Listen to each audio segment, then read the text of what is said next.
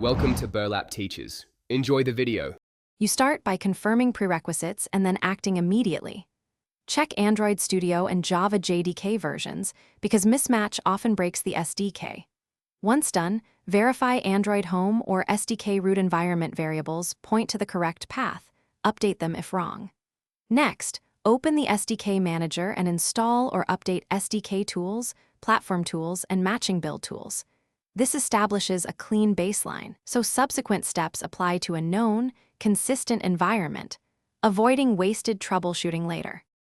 Now you perform the middle, detailed fixes. Use the command line SDK Manager to list installed packages and to reinstall anything flagged as missing or corrupted. Run SDK Manager update to refresh indices, then install platform tools and the exact API-level packages your projects need. If files appear corrupted, back up your SDK folder, remove problematic packages, and reinstall them selectively, rather than wiping everything. Make sure to sync IDE settings afterwards so Android Studio recognizes the rebuilt SDK. This avoids later mismatches. Finish by ensuring the environment and build system agree. Restart Android Studio, then run a clean Gradle build so the IDE reindexes the SDK and tools. If tools still fail, recheck path and file permissions.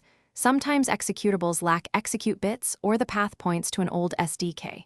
If errors persist, clear Gradle and IDE caches, then rebuild. This often resolves stale metadata. Finally, if nothing works, revert to your SDK backup and reinstall Android Studio. That last resort preserves your work while resetting broken configs. Thanks for watching. Consider subscribing if this video helped you.